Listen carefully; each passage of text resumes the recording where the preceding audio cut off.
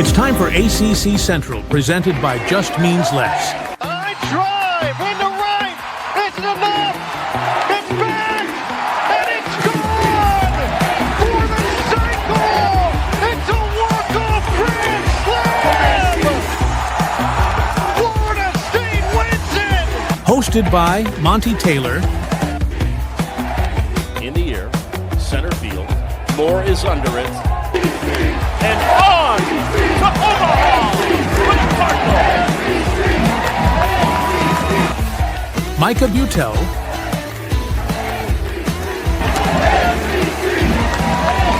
Fly ball driven into left field. Smith, does he do it? He does! A walk-off homer by Ken Smith. And Nick Dioli. Gets it down. Here comes Mac. He is safe. And Boston College wins. Fastball off the plate for 2 balls, 2 strikes. Monty just got landed on. There are 2 pigeons roosting right above me, and my can of Pepsi Smacked into right field. And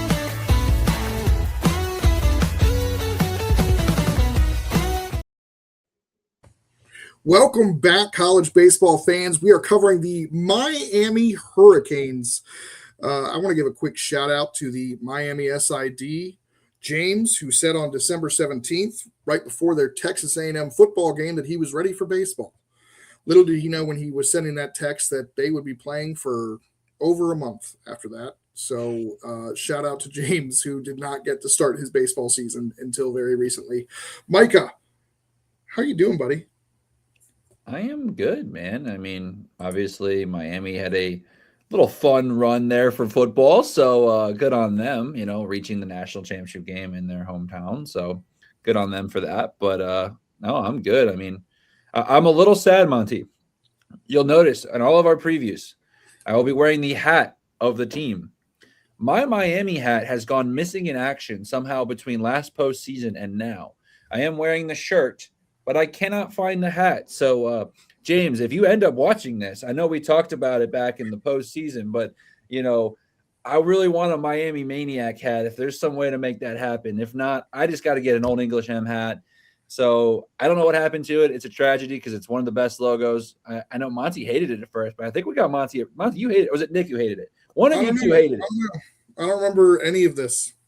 Okay. It was I've definitely always been big on the Old English M. Yeah, Monty definitely was the one that was anti-Old English M for a while there then, but he's back. It's okay. We've converted him.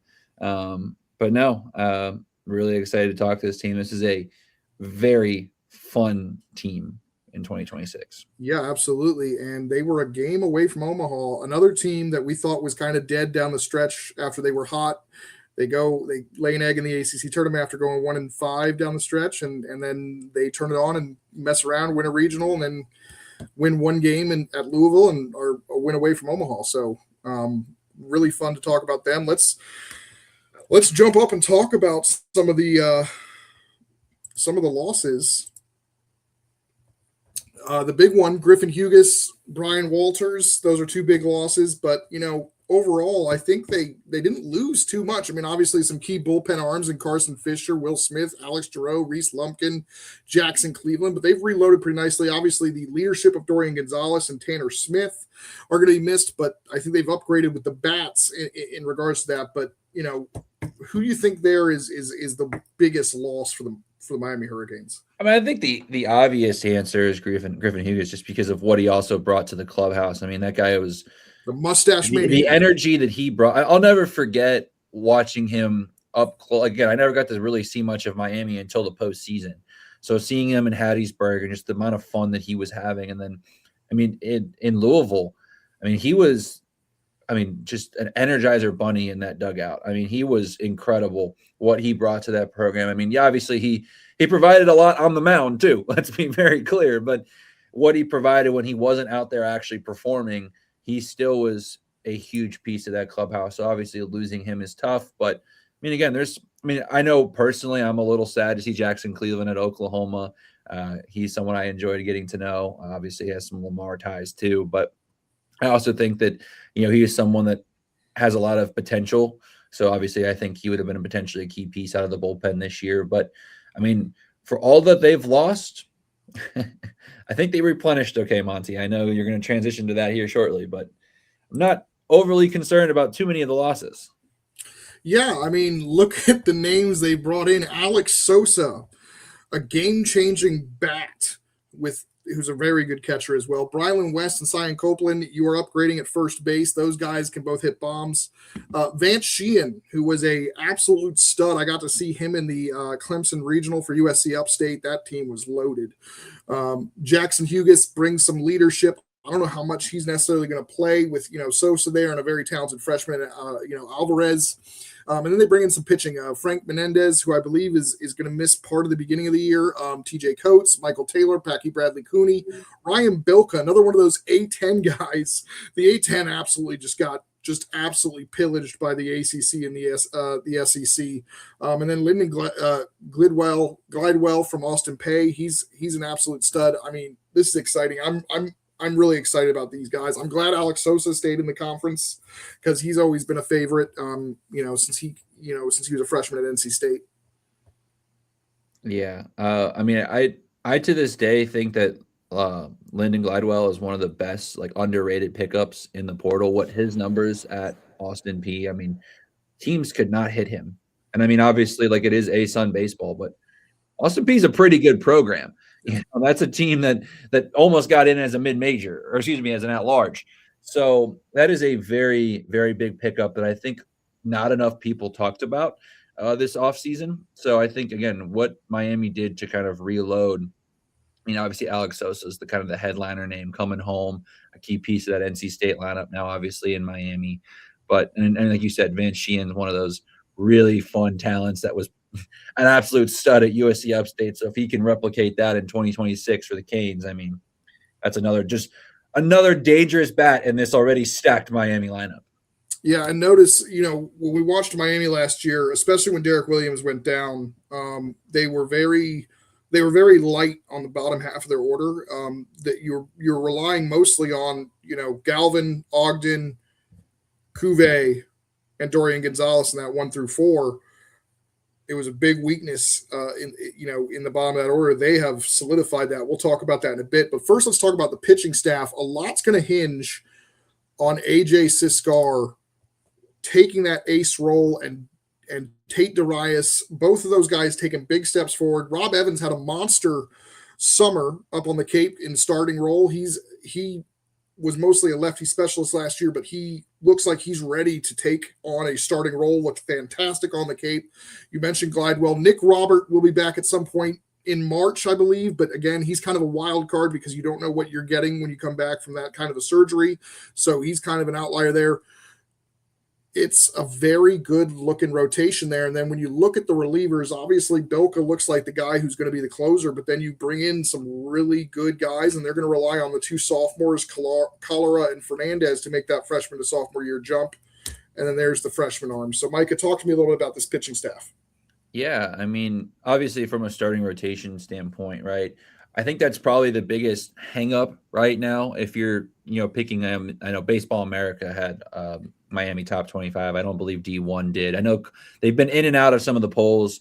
I personally, I'm a little they're like that, might be in the top 25, might be 27th. There's a lot of question marks. Like you said, AJ Siskar, we're in a conference right with a lot of D1 did have them. So right now they are consensus top 25, but all in that 21 to 25 range.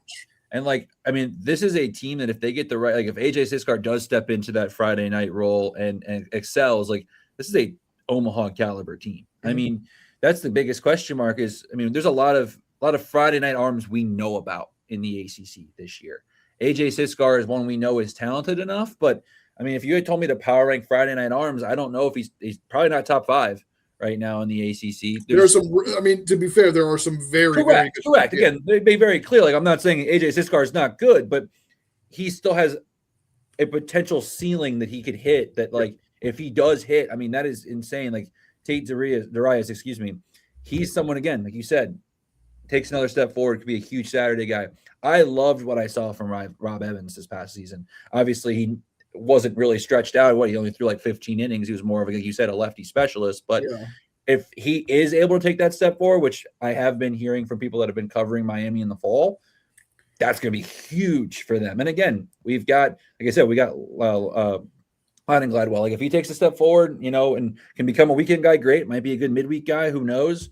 But again, I'm also really excited about this bullpen. I think there's some pieces here, like you said, Ryan Balika, being the probably closer, but Peggy Bradley Coney was really, really good at Campbell. He did not pan out at Alabama. I know a lot of people. Alabama's probably the SEC team I'm closest with. Like they were really looking forward to what he could bring in 2025, and just unfortunately, it just didn't work out. And sometimes he only got 3.1 innings. So correct. Sometimes you just need to change the scenery. If he can go back to that Campbell form, you've got two very viable closing options, and at the bare minimum, late inning, high leverage guys. So again, this is a team that the ceiling to me is honestly a national championship if everything clicks.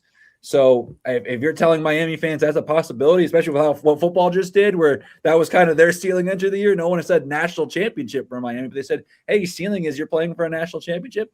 I think Miami fans would be quite thrilled to hear that.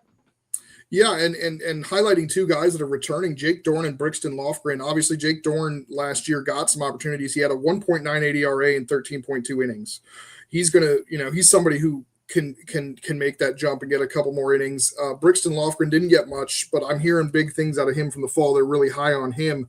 And then again, Cholera and Fernandez, their numbers don't jump off the page. They both had ERAs between 7 and 8, but we talked about gaining that experience as a freshman and then being able to turn the corner as a sophomore and really develop. And that's something that these two guys could do. And that bullpen looks a lot better. But again, AJ Siskar, we talked about Ethan Eberle yesterday. Siskar is a similar guy, right? He's somebody who was thrust into the rotation middle of the year and had to carry them on Saturdays and went 6-2 with a 4.46 ERA. 65 strikeouts, 16 walks, 66.2 innings. He's somebody who has, even if he does that again, that's fantastic. Not necessarily a top 5-6 guy in the ACC on Friday nights, but still very, very good Friday option with a lineup that could rake. Yeah, absolutely. Again, just really excited to see what they potentially bring to the table. Yeah, there's a look at that potential staff where we kind of have Siskar, Darius, Evans, and Glidewell in those 4 spots. Glidewell, again, though, you talked about him being, a really good pitcher. 13 starts, 8-0, 3.36 ERA, 64 strikeouts. His one non-start, he had a save. This is a guy who brings a ton of starting experience, and yet right now we have him as midweek. If they have him pitching in the midweek, like they did with, some of the guys they had last year, they're going to be favored in those midweek games, which in the last couple of years, they haven't always done well in those midweeks. No, 100%. Again, like to this day, what AJ Siskar brings again to that Friday, I'll never forget his performance against Alabama in the postseason last year. I was kind of surprised to see him get that start. I thought it was going to be Griffin Hughes that would get that start, and what he did against that Alabama lineup, going 7 innings and winning them that ball game. This is a team, again, just if Rob Evans can fill that Sunday role like you're projecting, Monty, and some others are also projecting, it's not just Monty over here coming out on a limb, that is just another piece. Because again, Rob Evans was a big bullpen piece last year. If you can, I trust Miami to find, they have enough talented, young arms in that staff to where they can be the next bullpen piece, right? That's what we see in this wonderful sport is sometimes the more talented kids that need just a little bit more experience are the ones that come out of the pen. So I can't wait to see if Rob Evans can fill that Sunday role. Because if he does, this is even better staff than I expected in the fall. Yeah, and to be fair, Rob Evans was kind of restricted to that role because he had to be brought back slowly, being coming back from an injury. So it's very exciting to see what could go down there. And again, if you get Menendez and Robert back, that's reinforcements that make this bullpen even better. Of course, we've got the freshmen as well. You've got some talented freshmen, Lonzo Drummond, Sebastian Santos Olsen, Eric Peralta. Those are some guys, but there's no 6-7 guys in the bullpen right now. But I know those are the ones that excite you, the 6-7 with the youths. But yeah, this is very exciting. I just like tall, lanky pitchers, but okay, Miami's success is going to hinge, I think, mostly on AJ Siscar's shoulders, but I think as a whole, obviously the pitching staff, you're being a little bit more general. Yeah, I mean, if AJ Siscar can eat innings on those Friday nights and keep that bullpen fresh for Saturday and Sunday, kind of like what Griffin Hughes did. I mean, I'll never forget, Miami got to the Super Regionals because of what Griffin Hughes did against Columbia, where he went all 9 innings. Obviously, the bats provided help by scoring 14 runs, but we expect the bats to be able to do that again this year, where they're going to score. I don't think Miami's going to get silenced too many times this year offensively. So if he can step into that role and go 6-7 innings, there we go again. But, the 6 to 7 innings there in, on those Friday nights, that's going to be really huge because that bullpen can stay fresh for Saturday and Sunday when maybe they might need it a little bit more. That's just going to make them one step better than they were even last year. We'll take a look at this, at the possibility of this lineup, because they're going to hit. And like I said earlier, I think their weakness was the bottom half of their order last year, and they were still scoring 14 runs in a regional. So Alex Sosa behind the plate with, another Hugas, Alonso Alvarez, Brylan West, and Cyan Copeland. I have both of them starting. It's just who's going to be at first, who's going to be DHing. Vance Sheehan at second. Obviously, he was a short. I think they keep Jake Ogden at shortstop. Jake Ogden's been absolutely fantastic since he's moved over to shortstop. Daniel Cuvée, obviously, the All-American, the talisman for this team, and then the outfield. Max Galvin, Derek Williams, Michael Torres, and Fabio Peralta. I mean, if we're talking about that freshman to sophomore year jump, but if Peralta or Torres make that jump offensively, the lineup is unbelievable. Yeah, I mean, just there's so much talent in this lineup. Again, like the first base position to me is very fun because I think you're going to see both in the lineup every single night. It's just a matter of who's on first, what's on second. But again, this is just and you've got that that left side of the infield is a core leadership group that obviously was a part of that run last year. Obviously, incredibly talented baseball players. I mean, Daniel Cuvée is one of the most impressive players I've gotten the chance to see in person multiple times, whether it was in Team USA in the summer 2 years ago or obviously these past 2 seasons at Miami. But again, Alex Sosa behind the plate, that's a huge piece in that lineup. This team is going. Don't park in the parking garage behind the right field wall. That's all I'll say. Or if you do, park near the very back. And there's a good chance the only guy that comes back in a starting role that's on our projected to start is Michael Torres. Mm-hmm. All those guys, Cuvée is going to get drafted. Mm-hmm. Sheehan could get drafted. Brylan West is a graduate. Cyan Copeland could get drafted. Alex Sosa should get drafted. Yeah. I mean, this is a very experienced lineup as well. I mean, it's going to be a lot of fun. I mean, I was surprised Jake Ogden didn't get drafted after what he did last season.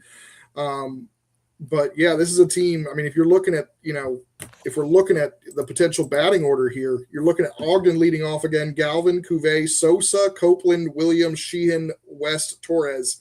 If you're looking at it last year, it was Ogden, Galvin, Cuvée, Sosa, Williams, and then it gets Tanner Smith, who very good defensively at catcher, not a big offensive weapon. Renzo Gonzalez, very light hitting first baseman. Brandon Negoti, who was a freshman, DH'd a bunch. And then, you had a number of other guys in there that didn't have. So all of a sudden, the bottom of your order looks disgusting. Derek Williams batting 6th, Vance Sheehan 7th, Brylan West 8th. I mean, Vance Sheehan hit 328 with 28 extra base hits last year. I mean, this is a guy that is batting in the 7th hole. Brylan West hit 338 for FIU last year with 22 extra base hits and is batting 8th. Yeah, I mean, Brylan West is probably the one I'm most excited to kind of see how that transitions over. He was so good at FIU. If he can even produce similar numbers, doesn't have to be the exact numbers, but pretty close to it that he did last year at FIU as potentially an 8-hole hitter in the back end of that lineup for Miami. I mean, again, like that was what was fun last year was it didn't feel like there was a lot of easy outs with that Miami lineup. And again, it's very, very similar to 2025 in that sense. I mean, that the first 4, I mean, it's a common trend across this conference. It's not necessarily just to Miami, but please tell me who you want to face. I don't think you want to see a single one of those guys. And again, if a Brylan West or Vance Sheehan can turn the lineup over in a second or third inning, right? And then you've got Jake Ogden coming up with 2 on and a runner in scoring position with 1 out. I think Miami's going to find a way to get a run across, if not more. I mean, this is going to be a team that you're probably going to need 5 or 6 runs to beat them on any given night. Yeah, I think defensively they're going to be very strong as well, right? I mean, Fabio Peralta and Michael Torres are 2 of the best outfield freshmen I've ever seen. And, you know, it's kind of a toss-up between Torres and Peralta, who's going to be in that starting role, but they're both going to play a ton. You know, but if either one makes a big jump offensively, that's a first-round draft pick in a couple of years. Yeah, absolutely.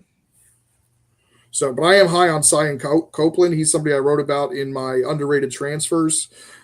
He's, I mean, 15 home runs, 361 at the JUCO level. This is a guy that absolutely rakes.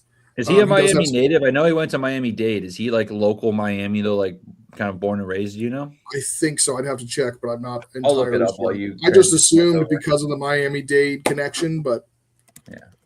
So, but yeah, I mean, Palm Beach. So. Yep, and they got some really good freshmen who don't have to contribute right away and can kind of grow. Mason Greenhouse, Bennett Gary, Dylan Dubovic, Donovan Jeffrey, who's from Virginia, Alonzo Alvarez, who Jared Slossolamakia was really high on when I interviewed him, which, if you recall, he is an assistant now with Miami. So, really, really quality team here.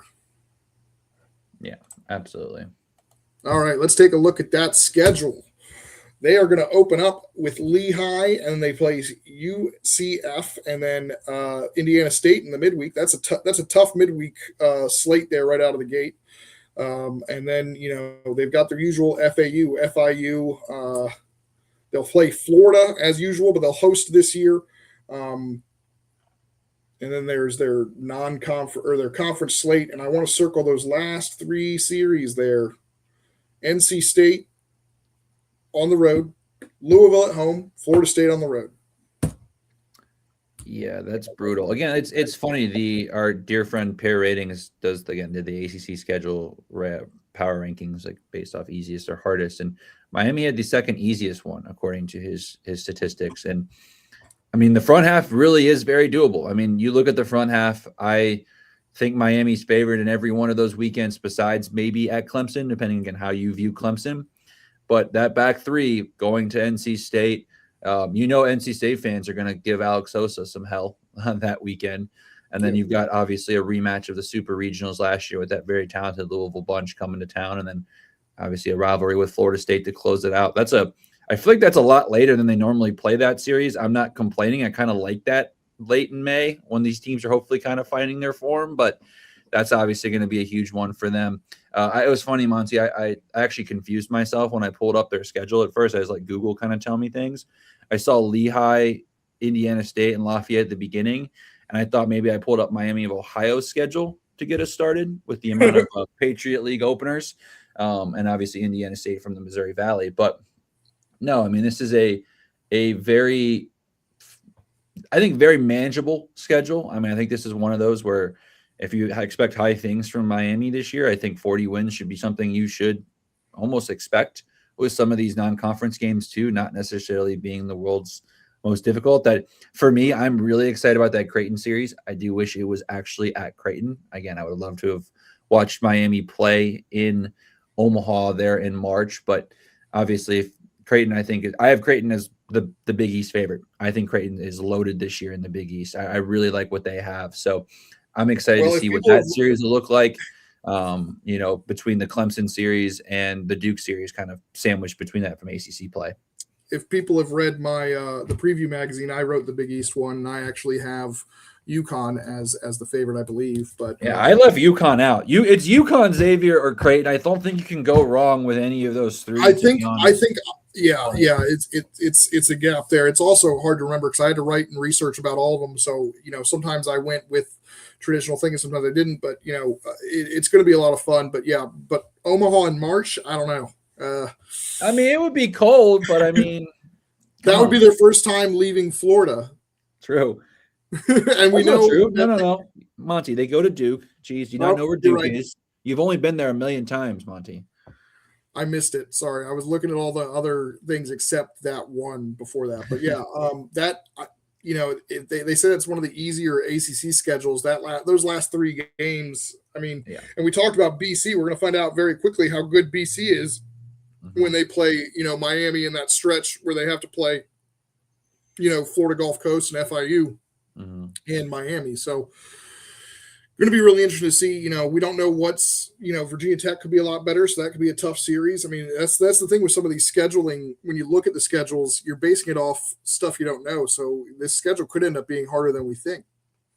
Yeah, I'm not going to lie to you, Monty. I've already started to mentally prepare for the likelihood that I might find myself being very silly and driving to South Beach for that Louisville-Miami rematch for multiple reasons. One being Mark Shakes, one being the fact that Louisville-Miami, and obviously we talked Louisville yesterday. I think that is, I circled it on the Louisville preview, right? That was the weekend series that I circled for Louisville as one of the bigger ones. And honestly, I probably would circle it for Miami too, because it is at home.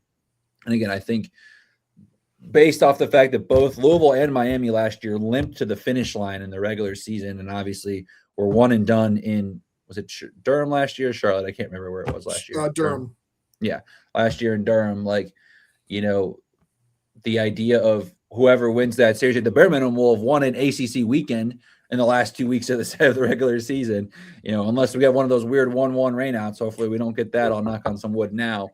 But yeah, that's going to be a really fun. And it's a Thursday, Friday, Saturday, which I am always a big fan of those. Like, you're telling me I'll have a kind of a standalone Thursday night, Louisville, Miami. Sign me up. Yeah, that's right. I got thrown off because the last series is always Thursday, Friday, Saturday. So that's why I was like, are you sure?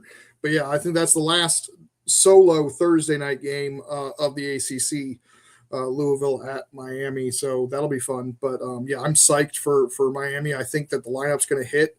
I have them in that 20 to 25 ranked range, and it's going to hinge on the success of that pitching staff. But, again, just like with